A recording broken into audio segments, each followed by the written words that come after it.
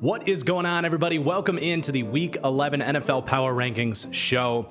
As we head in towards the back end of the season, I really feel like we're starting to get a good grasp on where teams lie. I think I feel better about the rankings this week as I have all season long. So looking forward to break this one down. Before we get started, if you could take just a second to hit that like button, it really does help me out. It's a free and easy way to support this channel, help this video get out in front of more eyes. Also, if you enjoy my analysis, I do want to remind you, I have a podcast where I break down every game every week. That is the Fully Inflated Football Podcast. Make sure you go check that out. The link is in the description below, or just search Fully Inflated wherever you get your podcasts. All right, let's go ahead and get started in the Tankathon tier, our bottom tier, obviously. A perfect name because it really is going to be a boat race to see who gets the number one pick this year. But right now, the worst team in football right now is actually the team with the best record in this tier currently, and that is the Dallas Cowboys. No regrets tanking this team into this tier last week when we got news that Dak Prescott was going to miss an extended period of time. Figured it was possible they might just shut him down, given where they are in the NFL, in the NFC East right now. And sure enough, that's what they're going to do. This team is very much in the mix for who's going to be picking in the top 1, 2, 3 picks at the end of all this. A 34-6 loss against the Eagles that, frankly, you could see coming. I actually made that one of my bets for my Patreon Vegas picks this week. Shameless plug. I do that every week on Patreon. Currently got a winning record this year, making a little bit of money if you want to go check that out. But at least Dallas has a prayer to land Travis Hunter on this team that is an aesthetic, coming from the Dion tree, if you will, a guy that could play both sides of the ball for this team, which they need someone that could play both sides of the ball for this team. Getting way ahead of it, but God, it just feels like a match made in heaven. At least Cowboys fans can cheer for that as they're busy watching Cooper Rush throw the ball to the other team. But then at 31, the Las Vegas Raiders. Thank God we didn't have to watch them play football this week. But for the football diehards, unfortunately, we did have to wake up and watch the New York Giants play football, who come in at number 30 here. They fall down another 4 spots here. The Giants, more than probably any fan base in the league right now, are just so ready for this season to be done. Not that other teams aren't feeling the same way, but the Giants do currently possess the number 1 overall pick, and having to watch Daniel Jones play football, especially when he's playing as bad as he did in Germany Sunday morning, it's just a tough watch. No way around it. But then the Cleveland Browns at number 29, not a great bye week for them. They fall down 4 spots with other teams around them winning. But I'm not sure if Jameis Winston was on bye, because that might have been him in a Jared Goff jersey on Sunday night. I don't know. But then the Tennessee Titans at number 28. Things got interesting to start that game against the Chargers. Will Levis, a beautiful throw. Good to see a flash of life, but things trickled off as the game went on. This team just can't really hang right now, unfortunately. Then the New Orleans Saints at number 27. Just add them to a long list of teams that get a big energy spike the week they fire their head coach. We'll see if they can continue that. Saints fans watching this, I'm genuinely curious. Are any of you happy that Derek Carr and Marquez Valdez-Scantling dipped your draft stock by 5 or 6 picks in this win? I want to hear from you.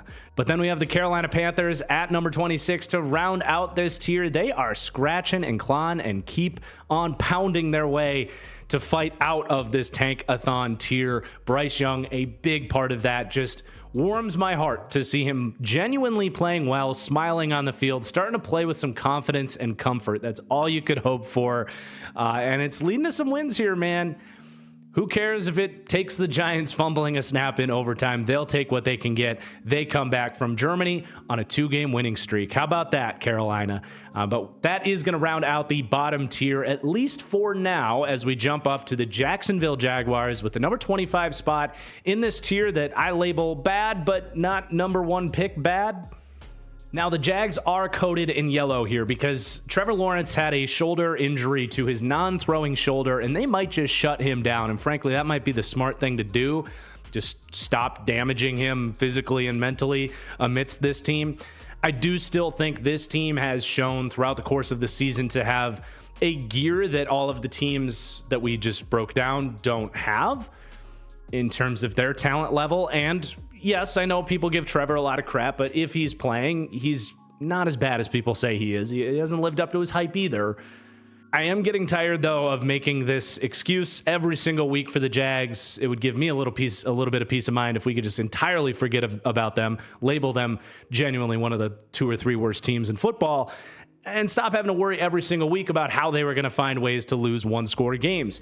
This week again, Mac Jones against the Vikings, they're in it, and then they fumble a snap for the second time this year. They fumble a snap trying to go take the lead in the fourth quarter against an NFC North team. It's truly remarkable the ways that this team finds ways to lose games, and it's funny. But the New England Patriots climbing up 4 spots here. They win their second game in 3 weeks, and that other loss was an overtime loss. This team's really been frisky. Definitely playing above their talent level. I've been really impressed by the response by Coach Mayo ever since the week where all those reports came out. Hey, he might be a one-and-done coach. He's calling his team soft. Things were looking like a disaster. They've really been a competent football team. The defense is flying around. They're really comfortable within this system. I think Mayo's doing a really good job mixing things up. And Drake May is bringing enough offensively. He's not playing perfect, but he's definitely elevating some of the talent base, generating plays with his legs, and giving them something they didn't have with Jacoby Brissett in that way. The Bears learned the hard way this week. This is not an easy out in this Patriots team. And then the Indianapolis Colts, they stay put at number 23 for the 3rd week in a row. But more importantly, they lose their second game in a row, trotting Joe Flacco out there, who has played like dog shit in the 2 games that they never should have been going to him in the first place. We all know it. This team should be trying to build something with Anthony Richardson. Colts fans are booing them. I mean, are they really not going to make a change this week? I haven't heard anything yet, but I just don't know how they can continue down this path. The thought of them even making the playoffs at this point feels like a long shot, let alone them going anywhere. You just have to be realistic about where you are if you're the Colts. Even if this team has some explosive moments, right? Alec Pierce continues to shine. Adonai Mitchell, after fumbling in this game against the Bills, really turned it on after that moment. Josh Downs, Jonathan Taylor looks great. Even if you're talking yourself into trying to get what you can out of this talent right now, it should be much more about how can we use this talent to get something out of Anthony Richardson for the future. But then at number 22, the New York Jets. Really glad I didn't allow this team to suck me back in after they beat the Texans last week. They turn around and have their worst performance in a game where realistically, if they win that game, they have the same record as the Bengals. They're a game out of the 7th seed in the AFC. So for them to come out that flat, especially on defense, it's wild, man, how truly lost this Jets team is. But then at number 21, a team that also feels very, very lost right now, the Chicago Bears. Just 3 weeks ago, we were just ringing the bells, clamoring for the direction that this team was heading in. They were coming off that dominant London win against the Jags. Trevor Lawrence was building week after week after week. It was allowing this defense to dominate, winning a lot of football games, looking like a playoff team for the Bears. And what a collapse. My goodness. In the last few weeks, okay, Washington, Arizona, pretty good football teams, right? You can understand how you just got beat.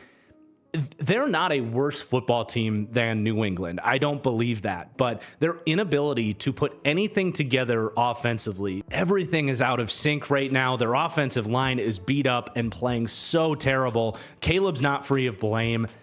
Even when things are working and there's throws to be made for him, really accuracy has shown back up as an issue, as it was the first couple of weeks. That's not helping. The receivers aren't really giving them much. I mean, DJ Moore isn't making guys miss after the catch, really hasn't been dynamic for this team at all. The defense is doing their thing, but goodness, it's really, really hard to watch right now for the Bears, and their schedule is only really starting now. They have yet to play a division game yet, and we know how good this NFC North is, so they are in a really tough place right now. Maybe, just maybe though, for the long term, this is the best case scenario, is that things look so bad that they finally make a change with this coaching staff. Because if this was who they got locked into in a season where maybe they did win 10 games and lost in the playoffs, maybe long term this is better for the Bears. I'm just looking for some saving grace here. But that is going to round out our bad, but not number one pick bad tier, And before we go to tier 3 here, I want to let you guys know these power rankings are brought to you by Underdog. If you're like me and you've got fantasy leagues that are absolutely cooked, if you drafted Chris Olave and Brandon Ayuk and you've got no fantasy teams to cheer for, well, Underdog is the perfect thing for you and the perfect thing for any of you NFL fans looking for a little extra stake in any of these NFL games. With Underdog Pick'em lineups, you will string together anywhere from 2 to 8 player stats, picking fantasy points, passing yards, sacks, you name it, and you'll find yourself with a chance at massive payouts on low-level entries that just keep you into the game. I love Pick'em at Underdog, and I think you guys should really check it out. Get the most out of the second half of this NFL season. And right now, if you sign up using promo code TFG at Underdog, they will give you a bonus match up to $1,000. That's plenty to carry over to next year or into your NBA or NHL Pick'ems as well. But you will also support my channel in a big, big way in the process. So that's promo code TFG at Underdog. And now let's get to tier 3. And this is going to be the return of the Schrödinger's box of cats tier. Not the first time we've had it on this channel, not the first time we've had it this year, but if you are new to this channel, this tier is a metaphor, and pardon my lacks of a physics degree, but a metaphor for an experiment from Austrian physicist Erwin Schrödinger, who had a hypothetical experiment with a cat in a box and a contraption that could potentially kill the cat. And as he theorized about the state of the cat inside this deadly box, he came to the conclusion that the cat should be considered both alive and dead at the same time. I'm trying to get better at that explanation, you guys out there. Let me know if I screwed it up. But you get the point. The teams in this tier have a little bit of life, but also could turn around and die at any given moment. And it's up to them to show us in the remaining 7-8 weeks of the season here what they are made of. And that's going to start with the Miami Dolphins giving themselves a heartbeat on Monday Night Football by beating the Los Angeles Rams. This team still hasn't returned to being that supercharged, dominant offense that they've been over the last couple of years. And I'm still curious to see if Mike McDaniel has some tricks in his bag that he was saving for the later part of the season. That's something I talked about heading into the year, was teams were figuring out that thing, that schematic X's and O's piece that he was bringing into the team in week 1, week 2, week 3 for the last 2 years. But by midseason, teams had figured out, and you'd saw this drop off for the Dolphins. I still theorize that maybe just maybe Mike McDaniel has something to break out here. Maybe that's given him too much benefit of the doubt, though, for what he's shown this year, where he hasn't looked all that great as the head coach and overall play designer for this team. They still have an assload of talent offensively, though. Tua's been able to be out there and obviously elevate this offense. Honestly, the defense this week against the Rams probably stole the show. The D-line and the members of the secondary playing better than they have this year and better than you expect. So could be they're figuring some things out in Rashad Weaver's defense as the year goes on. But hey, they certainly are not dead. The 7 seed in the AFC really is wide open. They're a couple games back there. It is a bummer that they couldn't finish either of these close games the last couple of weeks against the Bills or the Cardinals. But that is a good reminder, too, that they've really been in it against some good opponents in recent weeks. So they're back to relevancy for sure. And then at number 19, the Tampa Bay Bucks, just a couple of really tough losses back to back. Obviously, the injuries have stacked up galore for this team, but they've been really competitive in games against the Chiefs and Niners in recent weeks. But just horrible timing, frankly, as this team is less healthy than they've been all year. They have to play 2 of the toughest opponents on their schedule, and they've fallen short. Still overall impressed by how Baker is hanging in there and fighting, and I think this is a good football team. It's just a matter of, are they going to be an odd man out in terms of the standings when all of the cards fall? But then at number 18, the Denver Broncos actually moving up in a loss this week, impressing against the Kansas City Chiefs, letting a field goal get blocked at the end of this game that leads to them losing this game ultimately. They fall to 5-5. It feels right. This is a tough football team. More weeks than not, they've had a great defense. They have a plan offensively, and Bo Nix has shown he can make a couple throws every week. He's not the most dominant, explosive rookie quarterback ever, but he's been fine. this team has been fine. I don't think there's going to be too much argument with this team settling in with the 18th spot at 5-5, but I also don't think anybody's really surprised that they ultimately did lose 2 straight weeks to real teams. In fact, I damn near treated it as a guarantee when I was talking about teams like the Jets and the Bengals and the Dolphins still not being out of it a couple weeks, because I knew this spot was going to open up given the Broncos' schedule. So shouldn't be a surprise that their stance in these power rankings isn't changing too much. In fact, I thought they were more impressive than I expected against the Chiefs, so they go up 1. A lot of Broncos fans were upset with their placement a couple weeks ago at that time, and it's just yet another reminder that these are power rankings, not weekly standings updates, right? You can Google that if you want that. But number 17, the Seattle Seahawks on bye this week. They're going to lose a spot. Another team impressing me this week, but not much to add on Seattle this week. A confusing team to talk about on a weekly basis anyway, so we get to avoid that for a week here.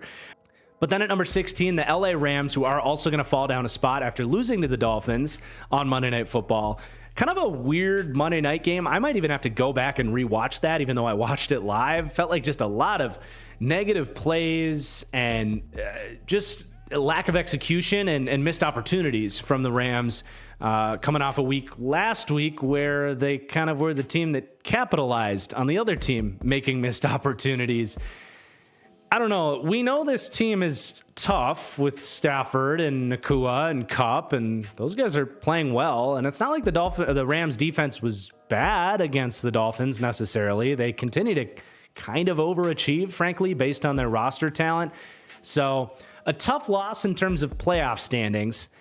They now fall to 3rd place in their division, and the wild card is feeling more and more out of sight in the NFC. So definitely a big loss for the shape of their season, but I don't feel that different about this team. Definitely a team where some reflection upon on the podcast on Wednesday is going to be necessary. But then at number 15, the Cincinnati Bengals. I mean, it does suck that they lost that game. It would feel really good to be back to 5-5, tied for the 7 seed basically. But I still think you walk away from this feeling okay about the Bengals. Everybody else lost that you needed to. Colts, Jets, Broncos. And this offense is really humming right now, and that's without T. Higgins. Joe Burrow is really playing so phenomenal right now.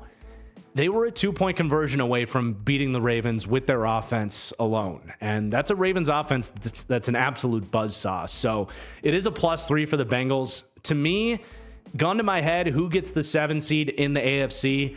I would bet on the Bengals. Sorry, Broncos fans, if I got you excited. Got ahead of myself because I was going to point out that this Bengals team still plays the Broncos this season. Going to be a huge game here in a couple of weeks. Bengals also, by the way, play the Chargers this week, which could make things even more interesting. So I'm definitely not out on the Bengals, but obviously that defense makes Joe Burrow's margin for error nothing. And this Bengals offense margin for error, nothing. Chase Brown loses the fumble in this game. And I mean, that was the swinging point in that ball game. So that will wrap up Schrödinger's box of cats. We're now going to jump up to teams that I feel are genuine playoff caliber teams, but teams for one reason or another I certainly would not be betting on to be in the Super Bowl picture. Not that miracles can't happen, but teams that are a crop below the top.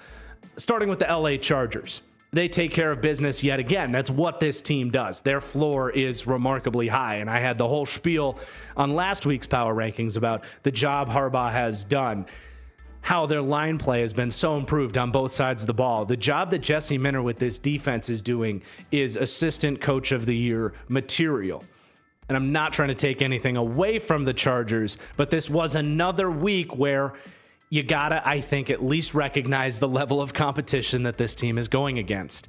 Their 6 wins have come by teams averaging 2.8 wins on the season. They don't have a win against a team with a winning record currently.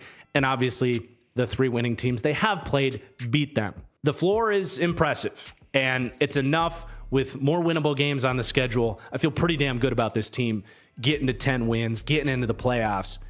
But do they have the juice on either side of the ball to really play up to the level of really talented football teams? That might be where they fall short this year, but that's perfectly fine. Everything is going as planned. Justin Herbert is playing phenomenal football, elevating some of these wide receivers that you're starting to feel pretty good about. Quentin Johnston showed up again this week. The offensive line's playing great. Really hard to complain about their schedule, unless you're complaining about someone like me who continues to take subtle jabs at, or not so subtle jabs, at how easy their schedule's been. But hey, these are moving rankings. If they come out and start to beat some good teams and make me look wrong on the upside of this team, great. I'd love to see it. I'd love to get back on the Chargers hype train because I've been off it for a couple years. It's been funny to see Chargers fans saying, we don't want you back. We always disappointed when you were hyping us up. Keep doubting us. It's working. Then at number 13, the Atlanta Falcons, really disappointing week this week, losing to the Saints, who I had ranked dead last week. Now, they obviously, a bit of a trap game, right? Going into New Orleans on a week where they had the interim head coach energy bump. But you come out flat again in what definitely felt like trap game vibes. You get caught off guard by a couple of long Marquez Valdes-Scantling touchdowns. You fall down 17-7 at half. You try to battle back. Too little, too late. Kirk Cousins, really ugly interception. He's been really clutch in recent years. Didn't pull it off this time. Really sloppy execution on the very last play there. Got to learn from that, get that cleaned up. Wasted a bunch of time to throw a check down that ran the rest of the clock off. Just really, really ugly ending. But, you know, this team was rolling.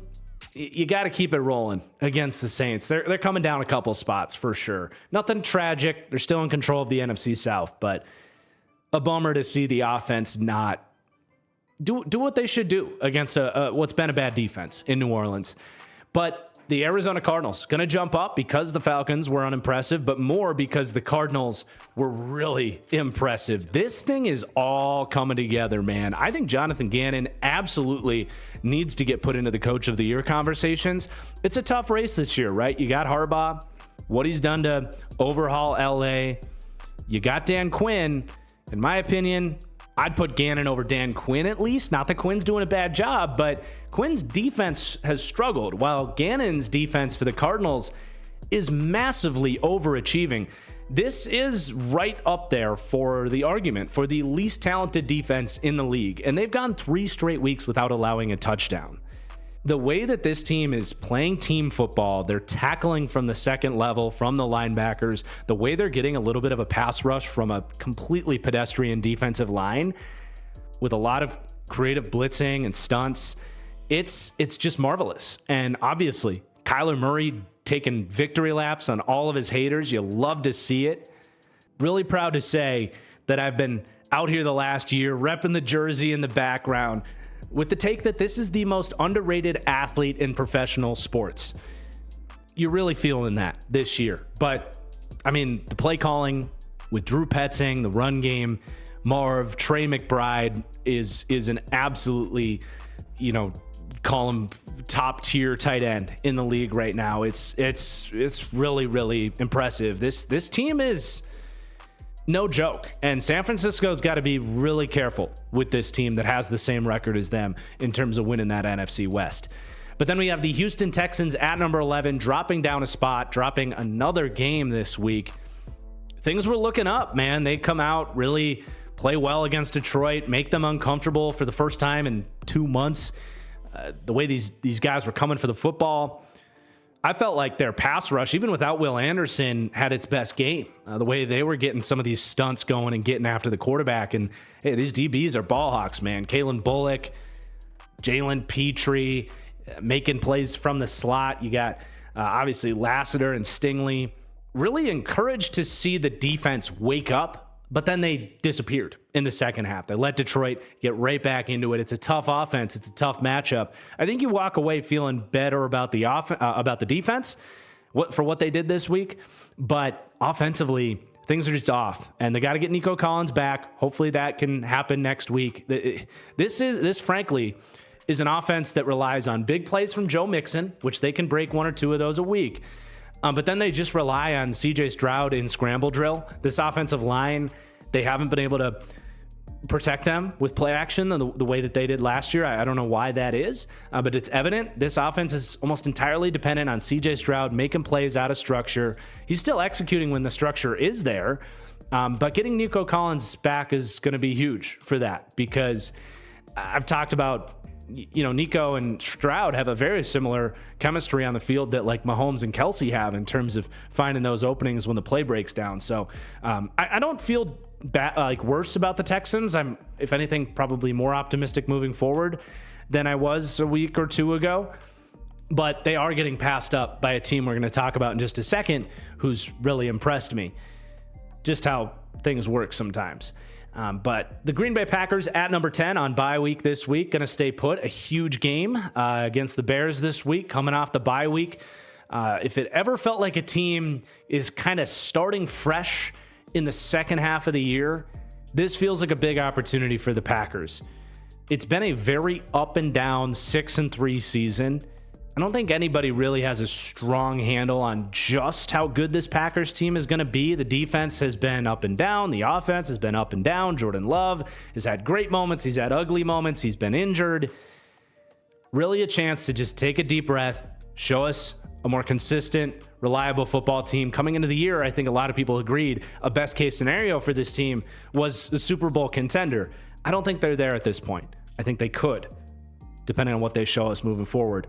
Then we got the Washington Commanders at number 9, losing to the Steelers. Still continue to have questions about this defense. I do love getting Marshawn Lattimore. Theoretically, that should take Benjamin St-Juste out of the lineup. Not only do you insert a legitimate number 1 corner that can evolve your scheme, make things harder on top wide receivers on those have-to-have-it plays, but it's also going to take who I think has been the worst cornerback in football out of the lineup in Benjamin St-Juste. And hey, I'm a Minnesota Golden Gopher fan. I hate to say that, but him on the outside is just not something this Commanders team can afford to live in anymore. And hopefully moving forward, that's not going to happen. Although they do have a short week against the Eagles, so something to keep an eye on, I suppose, for Thursday Night Football. But Jaden Daniels, I thought, continues to look the part in a really tough matchup against the Steelers. Had a lot of drops by these Commanders' offensive playmakers, tight ends, receivers, you name it.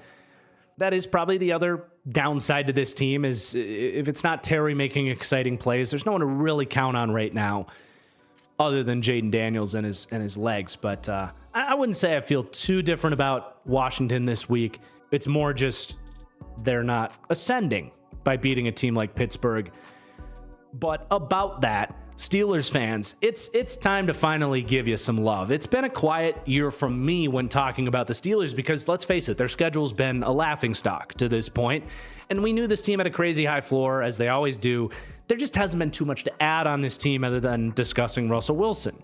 Well, now that we've seen a few weeks of Russell to get a better grasp of who he is, what he means for this Steelers team, it's genuinely exciting. He is just the perfect fit in this Arthur Smith offense, man. They've got it figured out. You play game manager, you do your handoffs, your play action boots, your manufactured design offense stuff that Arthur Smith I wouldn't say he's done some crazy creative stuff, but he's been fine in that phase. And then you mix in some play action shots where it's one read moon balls to the outside. And then on third down, Russ has been really good this year. He's avoided pressure, he's taken care of the football, and been really accurate throwing the ball downfield to not just now one of the best contested catch receivers in the league, but maybe two of the best contested catch receivers in the NFL. We'll see how healthy Mike Williams is moving forward, but great to see him cook aforementioned Benjamin St-Juste off the line and get involved immediately in this offense. But obviously, the connection of Russell Wilson and George Pickens, I'm just glad the football gods gave this to us because it just makes so much sense. A quarterback who throws one of the most catchable deep balls in the history of the NFL. He just does.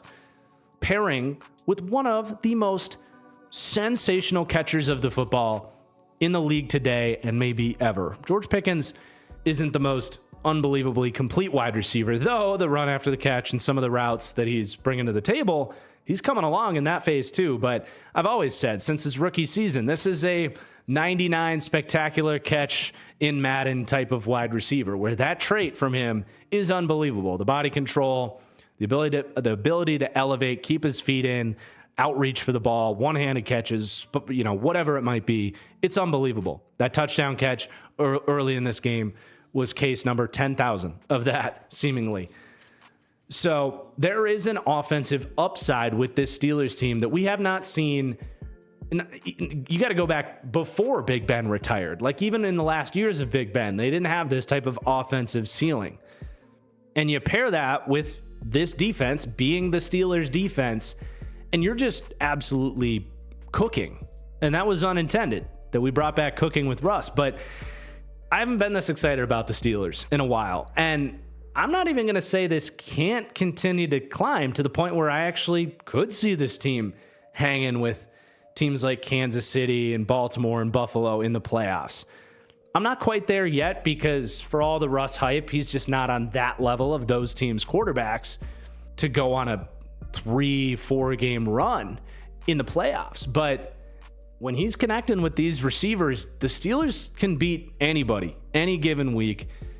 I'm really stoked to see the hard part of their schedule come on, and we can really get a litmus test of, okay, is this a good, solid playoff team that you don't want to play, or is this actually something more than that? We're going to find out about that over the next couple of weeks. Alex Highsmith seems to have avoided major injury as well, which is a huge factor in that because him and TJ Watt are the best edge rush duo in the league right now. But I hope that suffices for you Steelers fans. And a credit to you guys, by the way. Y'all took over the Washington Stadium, and you've been doing it for years. The way that fan base travels genuinely impresses me. Like, is it that bad in Pittsburgh? You got to get out that bad? I don't know. I've never been. But a tip of the cap to Steelers fans. I'm stoked for you guys. Big week for them. But then the Minnesota Vikings at number 7.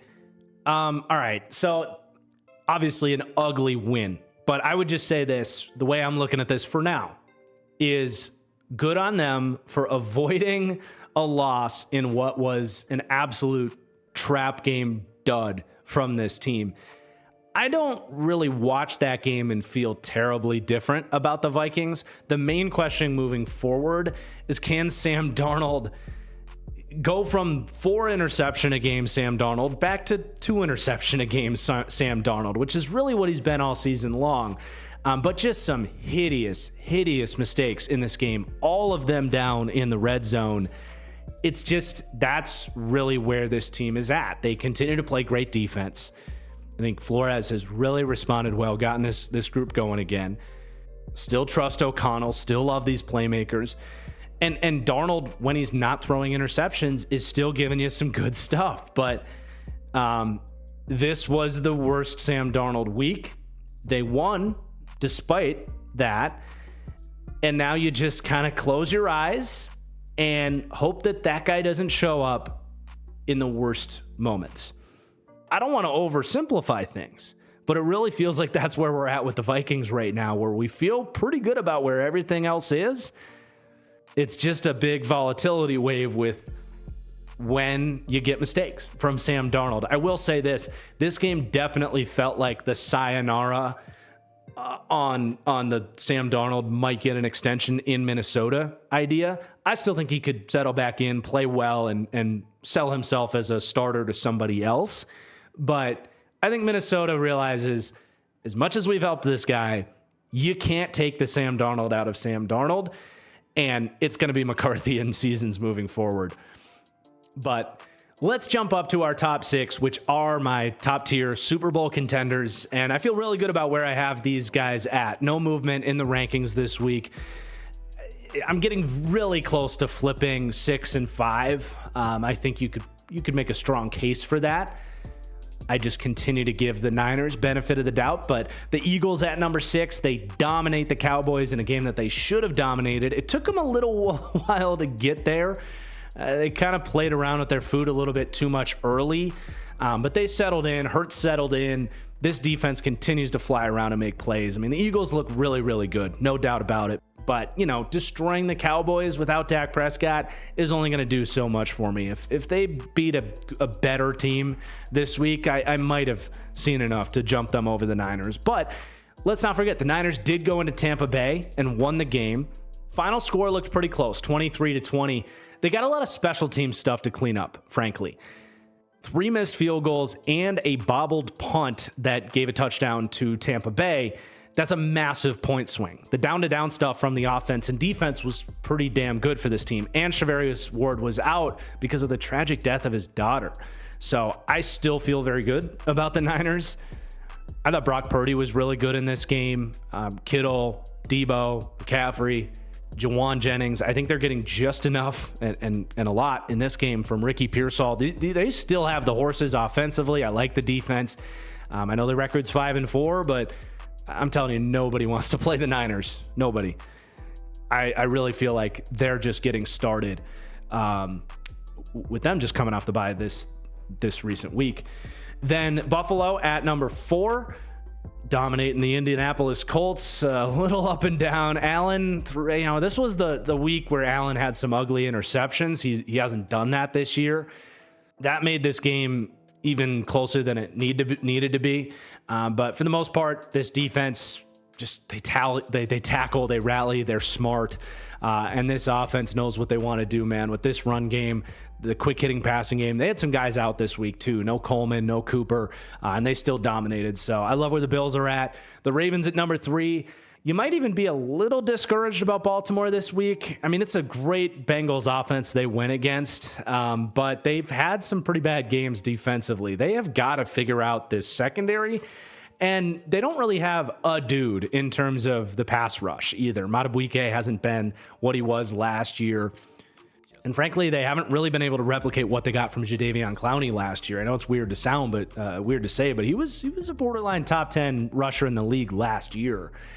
So they're just missing a little bit defensively. They got to kind of put things together on the back end there. Marcus Williams is having a really bad year. Brandon Stevens has got to go. Frankly, they've got time to at least patch some things up. They don't need to be a great defense, though, because this offense, even if the defense has taken a pretty big step back, I think this offense has frankly taken a big step forward. They're just so unbelievable. I mean, Lamar is playing like the best quarterback in the NFL this year. He is on a fast track for his back-to-back MVP season, and it just feels sustainable in a way that I haven't even felt about the Ravens offense in years past. Even last year, how multiple they are is just, I just don't know how you stop this group. They're 12 personnel with Lamar and the run game with Henry and Andrews and all these guys. It's just so hard to defeat. And then they can get into 11 personnel. I mean, Deontay Johnson there now. It's not like he's done anything for them yet, but I could see that coming with the way Zay is playing. And Rashad Bateman is stepping up as long as the sun's not blasting him in the face. It's hard to lower the Ravens when they've been this good offensively. And what we know historically about their defense and their benefit of the doubt to clean some stuff up. But the Kansas City Chiefs at number 2. Everybody talking this week about the deal they made with the devil. Maybe they traded Hollywood Brown and Rashee Rice and half a season of Isaiah Pacheco for the ability to just have black magic and win all these close games in the regular season. It doesn't make much of a difference to me at the end of the day. They were always going to win the AFC West.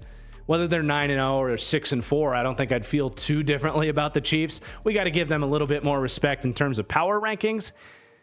You could certainly make a case that Baltimore and Buffalo should be above them, but look, we're talking about a 9-0 Kansas City Chiefs team. This defense is going to give Patrick Mahomes a chance to win every single week, no matter what happens. And you can joke about their close game luck and the black magic and all that, but there is something to be said about Patrick Mahomes, man. That dude is a fire-breathing dragon with the game on the line, and it's not a coincidence that they win all these close games. It really goes hand in hand for me. I don't think this is the best team in football. It's why they don't rank number 1. But this team also knows how they want to win games, controlling the football, playing great defense, and leaning on Mahomes and Kelsey when the game's on the line, and now DeAndre Hopkins. And that's a formula that's going to win more often than not, obviously, as we've seen now, not just this year, but last year too. But I've got Detroit at number 1. I mean, they still win against a great opponent when the first half was a complete nightmare scenario for them. That's who this Lions team is. And it really wasn't even all that surprising. But I think you just kind of burn the tape from this one. I'm not going to panic about Jared Goff throwing 5 interceptions. A handful of them weren't even on him, right? One's a Hail Mary. One gets deflected up in the air. There was another one where he gets hit while he's throwing it. Like a really kind of worst case scenario, low end of volatility type of night for Detroit. And they still come out, scheme dudes open, settle in, play great defense. It just hit me. Did they shut the Texans out in the second half? I think they did. I mean, that's pretty crazy against CJ Stroud. And shit, when their kicker got hurt in the offseason, we were like, oh man, is this team going to have some kicker woes? No, they find Jake Bates, and he's phenomenal.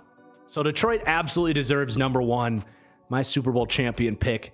Looking pretty good here through 10 weeks. But that is going to wrap it up. Thank you, everybody, for watching. Again, if you enjoyed, please take a second to hit that like button. I really appreciate it. And make sure you check out the podcast, the Fully Inflated Football Show. It's been a record year for the podcast this year. Really happy about that. Come hop on board. We'd love to have you.